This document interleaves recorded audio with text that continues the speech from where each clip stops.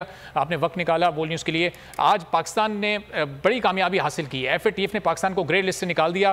Technical committee ने अपनी report में भी तारीफ की और ज़ाहिर है आपकी हुकूमत का भी इसमें बड़ा किरदार रहा। ज़्यादातर टास्क आपकी हुकूमत के दरमियान ही इसमें पूरे हुए। क्या कहेंगे शौकत तरीन साहब? देखिए जी, हम सारे ये जो मार्च के बीच में मीटिंग हुई थी, मार्च से पहले ये सारा काम हो गया था।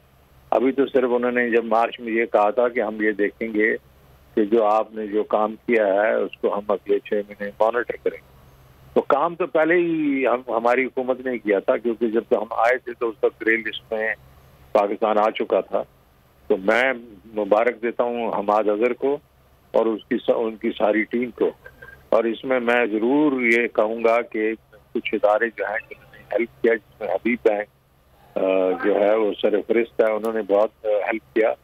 ज़ाहिर है हमारी इस्टेब्लिशमेंट ने भी हेल्प किया इसमें, और हबीब बैंक के बीच में सुल्तान अलाना साहब जो हैं उन्होंने बड़ा रोल प्ले किया इसमें। लेकिन हमाद अजहर ने ये सारा कुछ लीड किया और उनको मुबारक मैं देना चाहता हूँ। और ये सब जो हुआ ये इमरान खान की लीडरशिप है।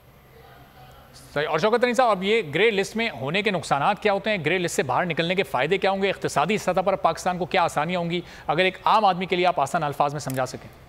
देखिए, ग्रे लिस्ट का मतलब है कि आपका जो फाइनेंशियल सिस्टम है और उसके ऊपर लोगों को सवालात होते हैं कि इसमें मनी लॉन्ड्रिंग होती है, इसके बीच में टेररिस्ट फाइनेंसिंग होती है। तो इस किस्म की चीज़ें जो होती हैं वो जो ये महज़ब दुनिया जो है वो आपसे डील करने में फिर एक किस्म से पीछे हटती है। वो मतलब आपसे डील करना मुनासिब नहीं समझती और उसकी वजह से हमारी जो इकॉनमी है उसको नुकसान होता है। जब आप मतलब ग्रेड लिस्ट में निकल जाते हैं तो वो जाहिर है इस चीज़ को लोग समझते हैं कि हम एक किस्म से हमारे सिस्टम अब मजबूत हैं, ना कोई टेररिस्ट फाइनेंसिंग होगी और ना ही हमारी कोई वो एक किस्म से मनी लॉन्ड्रिंग होगी। तो उसमें जो है फाइनेंशियल जो इंक्लूजन है वो ज़्यादा हो जाता है। सही। तो शौकत साहब, अब ये ज़ाहिर इसहाक डार साहब इस वक्त वज़ीर ख़जाना है, क्या उनको मदद मिल सकेगी? पाकिस्तान को ग्रे लिस्ट से अब निकाल दिया गया है तो इकॉनमी को वो अब कुछ बेहतर कर सकेंगे इस फैसले के बाद? कुछ मुल्कों से ऐसी आमदोरफ्त या तिजारत शुरू हो सकती है?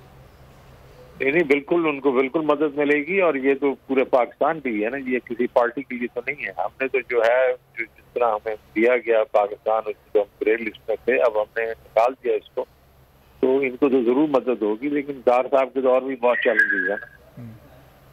तो शौकत साहब, इसके पाकिस्तान की एक्सपोर्ट्स को भी अब इस फैसले के बाद बढ़ाया जा सकता है, चूंकि अब पाकिस्तान दुनिया के किसी भी मुल्क से तिजारत करने के लिए आज़ाद होगा? बिल्कुल सही कह रहे हैं आप। और इसमें जो है जिस तरह मैंने कहा कि फाइनेंशियल सिस्टम के बीच में आप एक किस्म से आप पाक हो गए हैं और आप ग्रे लिस्ट के बीच में ये है कि आपके क्वेश्चन मार्क होते थे, अब वो क्वेश्चन मार्क हट गए। तो मनी लॉन्ड्रिंग वगैरह जो है और एंटी टेररिज्म फाइनेंसिंग जो है उसके ऊपर जो भी हमने लॉज पास करने थे लॉज पास किए और उसके ऊपर उसको इम्प्लीमेंट किया। तो इसलिए ये जो है एक्सपोर्टर भी जो है वो भी हमारा जो हम एक्सपोर्ट करते हैं जो इम्पोर्टर है तो वो भी जो हमारे से डील करने में शार्ट नहीं होगी। और चौकत साहब, FATF का फैसला फौरी तौर पर नाफिजुल अमल हो जाएगा या फिर कुछ फॉर्मेलिटीज़ होती हैं इसमें, कुछ दिन या कुछ वक्त लगेगा इसका प्रोसेस मुकम्मल होने में? नहीं, मेरे ख्याल में उन्होंने अभी तो जो फॉर्मेलिटी थी वो पूरी कर ली है। अभी तो देर नहीं लगनी चाहिए। और शौकत साहब, पाकिस्तान दोबारा ग्रे लिस्ट में ना जाए इसके लिए पाकिस्तान को और इस गवर्नमेंट को फिर क्या इक़दाम उठाने पड़ेंगे, चूंकि इससे पहले भी 2 बार पाकिस्तान ग्रे लिस्ट में जा चुका है? देखिए, डॉक्यूमेंटेशन जो है हमें आगे चलना चाहिए डॉक्यूमेंटेशन पे।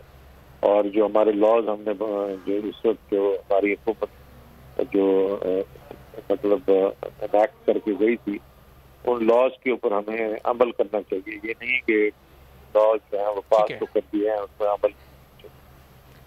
बहुत शुक्रिया शौकत तरीन साहब, साबिक वज़ीर ख़जाना हमारे साथ मौजूद थे। वफाकी वज़ीर हमाद अजहर साहब पाकिस्तान तहरीक इंसाफ के सीनियर रहनुमा भी हमें ज्वाइन कर चुके हैं।